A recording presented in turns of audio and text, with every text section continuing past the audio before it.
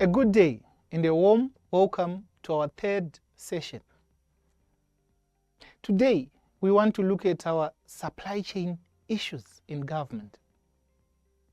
But before we dwell into that, let us look at the recap of our two last sessions. In our first session, we discussed the basic tenets of supply chain and logistics. We drilled down on components, trends, elements, and drivers of supply chain. In the second session, we discussed sourcing, that is supplier selection, insourcing, outsourcing, and lastly, global sourcing. Public sector procurement deals with the provision, procurement, delivery, and allocation of goods and services to and by the government to its citizens.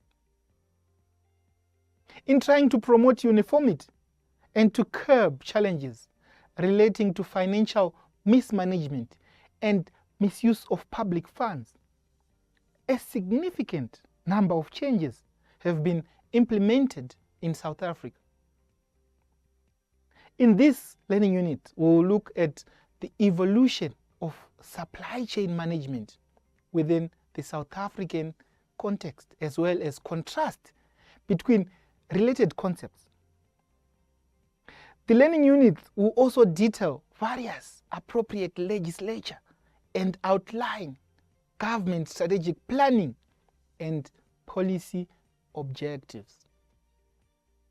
Thereafter, a contrast between procurement methods, sourcing strategies will be outlined with a discussion on the pillars of public procurement process. Finally, the learning unit will explain the various role plays in procurement methods and factors that influence the public procurement. The evolution of supply chain in South Africa has undergone significant changes over the years, driven by globalization, technological advancement, changing consumer demands.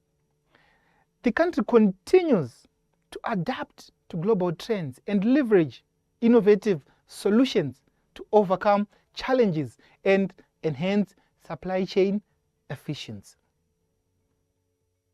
Moving on, the government seeks to provide essential services to its citizens through the funding that is generated largely from taxes.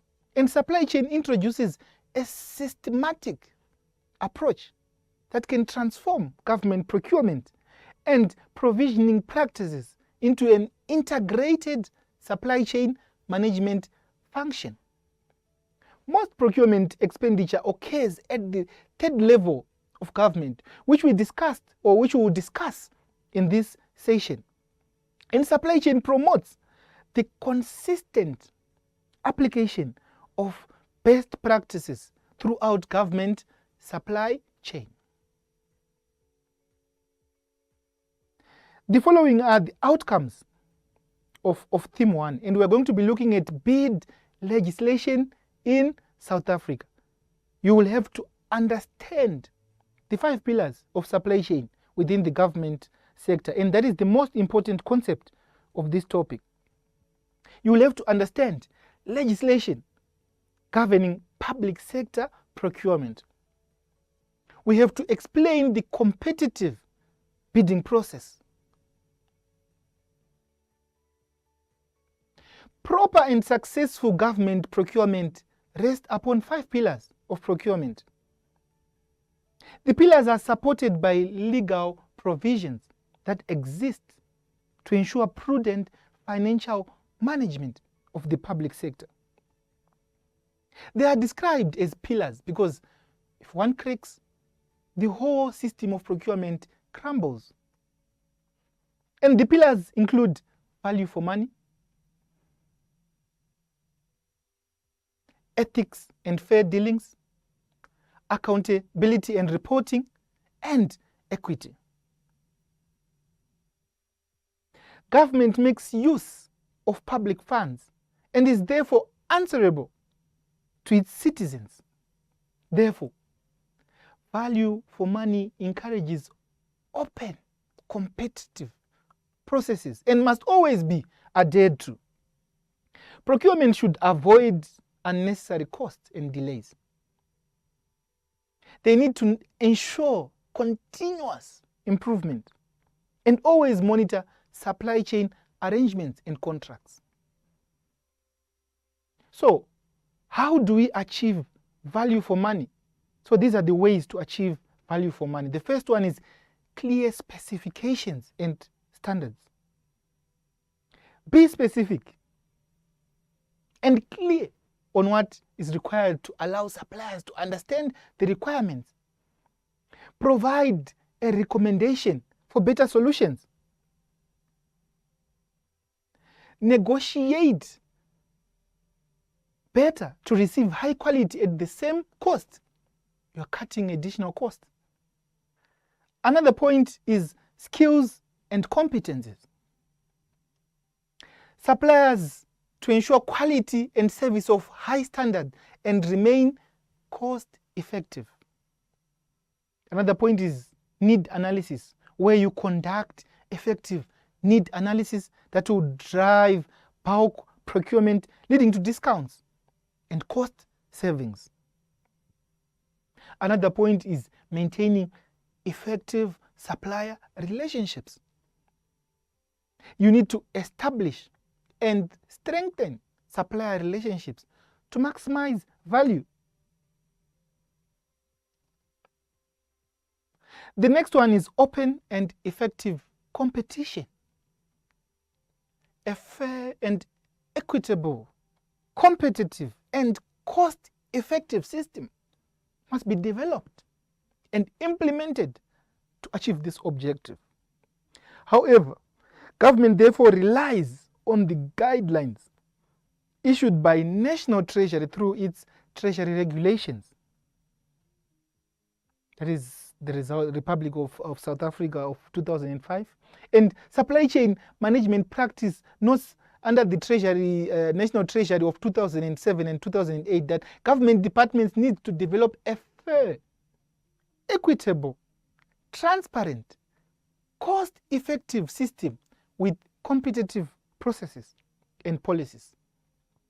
They must be fair, equitable, transparent, competitive, and cost-effective, consistent with the Preferential Procurement Policy Framework, B-BBEE,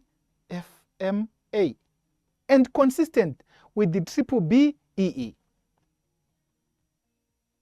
So what is the role of government? The role of government includes advertising publicly in government tender bulletins, the use of procurement methods that take into account where market circumstances limit competition, giving suppliers enough time and information to collect whatever information that will be required, eliminating bias and favoritism, making sure the cost of bidding for opportunities should not deter competent suppliers. The next one is ethics and fair dealings. This is also one of the most important ones. Ethics can be defined as the moral principles that govern a person's behavior or the conducting of an activity. It is the branch of knowledge that deals with moral principles. The supply chain system must comply with the highest standards of ethics. It must promote mutual trust and respect and include conducting business with the highest level of integrity. In that business, the role of supply chain management in regard to ethics include recognizing and disclosing conflict of interest, treating all suppliers equally, not using the position for private gain, not compromising integrity of supply chain systems, scrupulous use of public property, and combating corruption. The fourth one is accountability and reporting. Being accountable and responsible in the supply chain management environment is crucial. And failure to adhere to the principles may lead to accounting authority being held accountable for such irregularities. The accounting officer ensures policy adherence, submits reports, manages expenditure and cash flow. And the last one is equity. There should be a fair and equal opportunity to all suppliers. Equity means application and observance of governance policies which are designed to advance persons or categories of persons disadvantaged by unfair discrimination. It also gives effect to B-BBEE.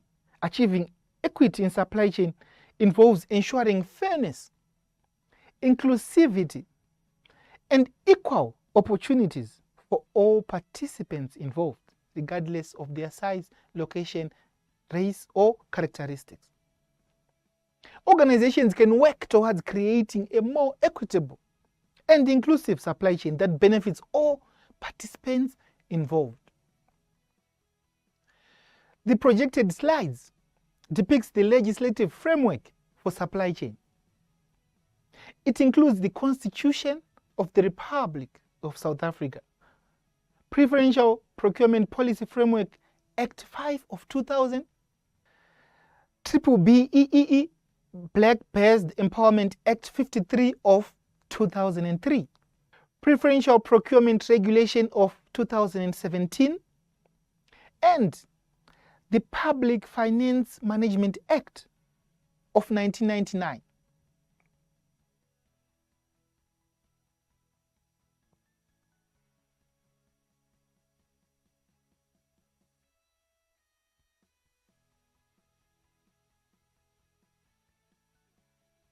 The Constitution of the Republic of South Africa, Act 108 of 1996. A constitution is a fundamental and supreme body of laws that establishes the framework for the organization, functioning, and governance of a country or an organization. It serves as the highest legal authority, outlining the principles, the structure, and the powers of the government, as well as the rights and freedoms of its citizens or members. It is the highest law in South Africa when an organ of the state in the national, provincial, or local sphere of government or any other institution identified in the national legislation contracts for goods or services. It must do so in accordance with the system which is fair, equitable, transparent, competitive, and cost-effective. So there are basically three organs of the state, and they include the national government, that includes the parliament, the cabinet, the national government departments, to mention a few. And then there's also the provincial government, that includes the provincial legislature and the executive council and the provincial governments, the provincial departments. There is also local municipality, and that includes the municipality council and other departments involved. Moving on, let's look at the Public Finance Management Act, PFMA of 1999. So the PFMA provides a framework for the functions, roles, and responsibilities of the accounting officer. It outlines how goods and services must be bought. The PFMA was developed after democracy, that is 1994, to manage public funds and ensure accountability by the accounting officer. It promotes good financial management to maximize service delivery through effective use of public resources. The main objectives of PFMA is to modernize the systems of financial management in public sector, to ensure timely provision of quality information, to eliminate waste and corruption of public assets.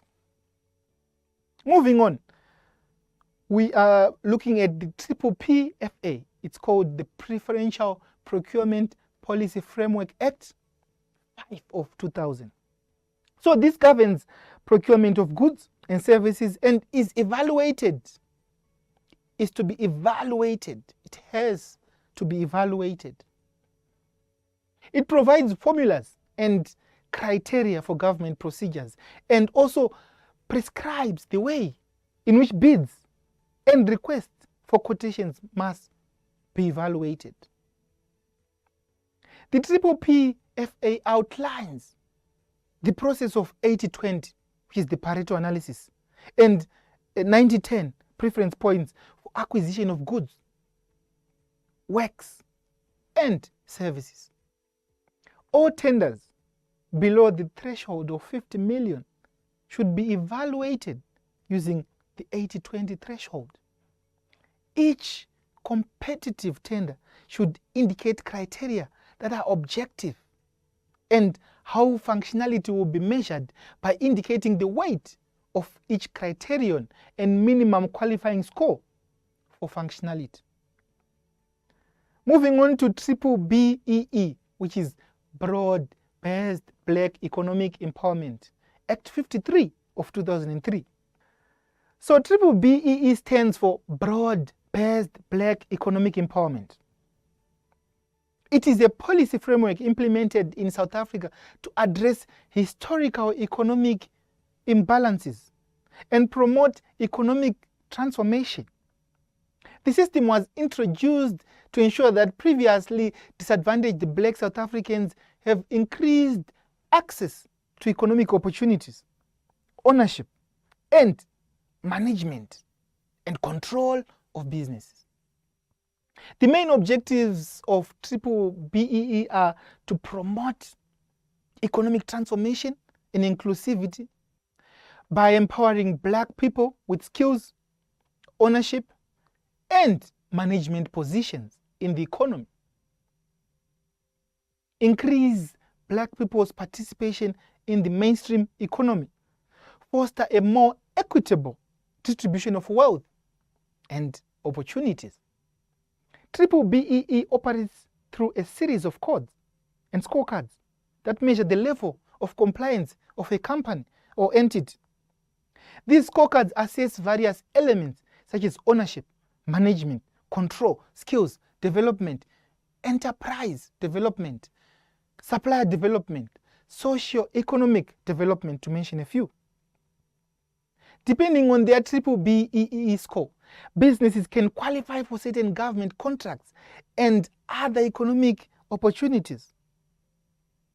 The implementation of B-BBEE has been a subject of debate and controversy, with some arguing that it has positively impacted Black economic participation, while others criticize it for being overly complex and potentially discouraging investment and growth. Nevertheless, B-BBEE remains an important policy in South Africa and its ongoing efforts to promote economic empowerment and inclusivity. Moving on to Theme 2 of Learning Unit 3, Acquisition Management in Government or Public Sector. So in this theme, we are going to be identifying various role players in public or government procurement processes. We are going to be differentiating between the types of commodities involved in competitive bidding processes. We are going to explain public-private partnerships. We are going to explain the 5-phase approach. So to kickstart the theme, let's look at the role players in the government or public procurement processes. National Treasury, bid committees, provincial treasury, and the accounting office. So looking at the National Treasury, it is established to regulate and monitor the procurement of goods and services. It is established to regulate and monitor uniform procurement of goods and services.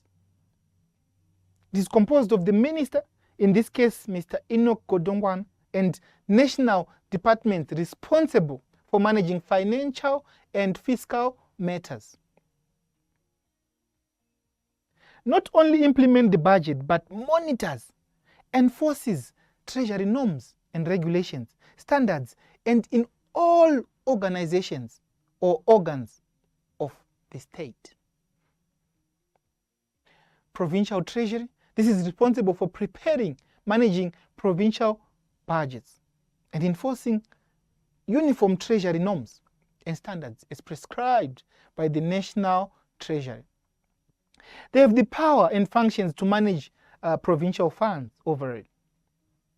And looking at the accounting office, this is the Director General or the CEO of a public entity. The Director General has 4 key responsibilities, which include establishing effective supply chain management processes, ensuring departments do not overspend, establishing annual reports, maintaining bid procedures, and adjudication committees. So the bid committees includes 3 important committees as below. And the first one is Bid Specification Committee. The second one is Bid Evaluation Committee. And the third one is Bid Adjudication Committee. So let's look at Bid Specification Committee quickly. In South Africa, the Bid Specification Committee plays a crucial role in the public procurement processes. Public procurement refers to the process through which the government and public sector organizations acquire goods, services, and works from suppliers and or contractors. So to ensure transparency, fairness, and efficiency in the procurement process, the South African government has established specific guidelines and regulations that govern how procurement activities are conducted. The Bid Specification Committee is a key component of the procurement process, responsible for formulating the bid specifications or requirements for a particular procurement project. Its responsibilities include compiling clear and unambiguous specifications, determining the evaluation criteria, determining special conditions of the contract, determining goals in terms of B-BBEE, conducting industry analysis or market research, determining procurement methods or sourcing strategies, submitting specifications to the BAC for approval. Moving forward, we look at Bid Evaluation Committee. So this committee is constituted to evaluate bids received for specific services or goods. It is responsible for ensuring that the recommended service provider will be able to deliver services in a satisfactory manner. Its responsibilities includes considering, perusing, and shortlisting qualifying proposals, agreeing on evaluation processes, evaluating and scoring in terms of specifications, discussing the merits of each proposal in terms of specifications, terms of reference, and recommend to BAC to approve. So the Secretariat of the BEC must also convene the meetings, preparing and presenting any minutes of meetings for audit purposes. This committee is a body that plays a crucial role in the public procurement process. It is responsible for evaluating and adjudicating bids submitted by potential suppliers in response to public tender or request for proposal. issued by the government department or a public entity.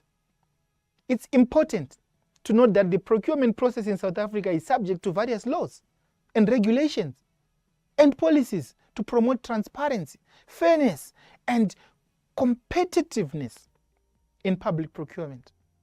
The role of the Bid Adjudication Committee is critical in ensuring that public funds are used responsibly and that contracts are awarded to competent and qualified suppliers. However, keep in mind that processes and regulations might evolve, they change. So it's always best to refer to the most current and official sources for the latest information. The next subtopic, ladies and gentlemen, public-private partnerships. A public-private partnership is a collaborative arrangement between the government and the private sector to jointly deliver and manage public infrastructure or services. I hope that is clear. The goal of the B-BBEE is to combine the strengths and resources of both sectors to provide efficient and effective solutions to address public needs. In South Africa, the B-BBEE have been utilized to address various challenges in infrastructure development and service delivery. And examples of B-BBEE projects in South Africa are the Gautrain, and it is a rapid system in Gauteng province connecting Joburg and Pretoria, and OR Tambo International Airport. That is a prominent example of B-BBEE project in South Africa. There is also Renewable Energy Independent Power Producer Procurement Program. This initiative involves government procuring electricity from private renewable energy projects such as solar and wind farms to diversify the energy mix and promote sustainable development. There is also the schools infrastructure project to address the backlog in school infrastructure. The South African government has partnered with private sector to build and upgrade schools across the country. And B-BBEEs in South Africa have the potential to drive economic growth, create jobs, and improve the quality of public services. However, they also face challenges such as complex regulations, political considerations, ensuring equitable outcomes for citizens. Therefore, careful planning, transparency, and ongoing evaluation are essential to ensure the success and sustainability of B-BBEE projects in the country. The principles of B-BBEE agreement is the facilitation of a commercial transaction between an institution and a private party, whereby the private party performs an institutional function on behalf of the state, acquires the use of state property for its commercial use, assumes the financial and technical and operational risks, receives a benefit for performing the institutional function or utilizing state property. So, B-BBEE is not outsourcing of government functions. It is not a donation by a private party. It is not privatization of state resources or assets. It is not commercialization of public functions. It doesn't constitute borrowing by the state.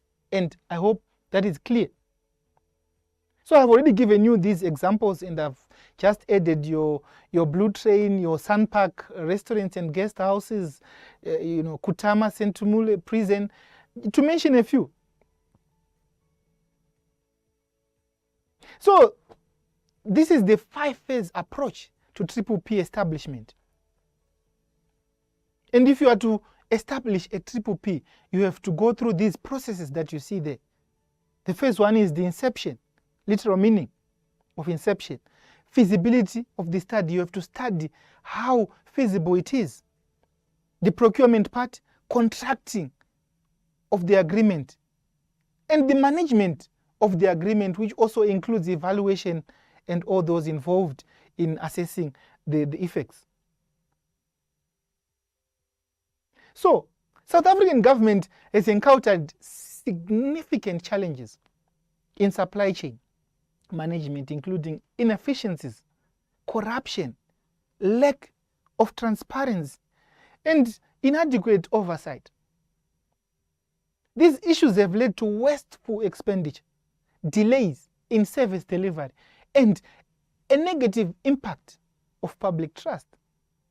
In conclusion, in a nutshell, the supply chain in government in South Africa has been marred by various challenges, but efforts have been made to improve and enhance its efficiency and effectiveness and transparency. The effectiveness of these measures will be crucial in determining the success of supply chain management in the country. Continuous vigilance, transparency, and a commitment to address corruption will be the key factors in establishing a robust and sustainable supply chain in government sector. Ladies and gentlemen, thank you for joining this session, Learning Unit 3, and I hope you have a good day, and good day to you.